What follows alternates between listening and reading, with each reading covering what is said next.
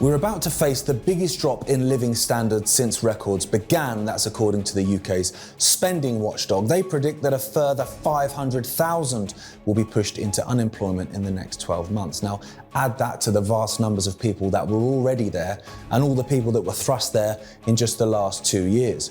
Restaurants in the UK, they're going bust at a rate 60% above the already insane rate of closures that lockdowns caused.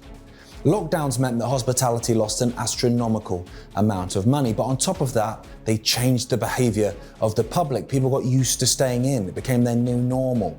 And so even when the pubs and clubs reopened, the numbers weren't anything like they were, and that's led to even more closures. That's even more people losing their jobs. These are very, very difficult times. But it isn't surprising, we all called it in March 2020. You can't close down the economy, print skip loads of stay-at-home bribery money and expect it not to blow up further down the line. Now, of course, the media is pushing Russia and Brexit as alternative causes for the chaos, but the only people that actually believe that are those that have a vested interest in rejoining the EU or quite enjoy fluffing Zelensky.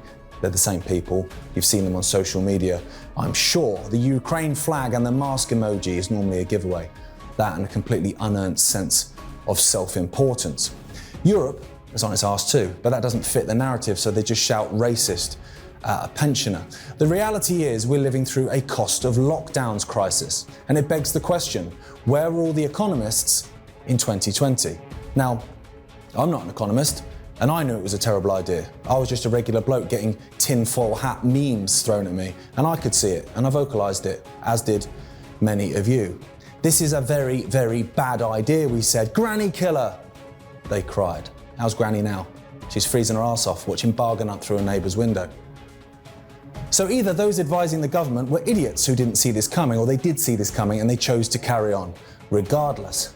Maybe, now hear me out, maybe this was all done by design. To crush the economy, destroy private businesses, drive up unemployment and desperation, so an alternative economic model could be introduced in place of the current one. Now, maybe this new model would be so unpalatable at first glance that they could only sell it to the masses when the people were on their knees, seemingly without any other options on the table. After all, you'd trade your Harley Davidson for a bag of potatoes if you were hungry enough. But then, I'm just a conspiracy theorist. And this is Right Now.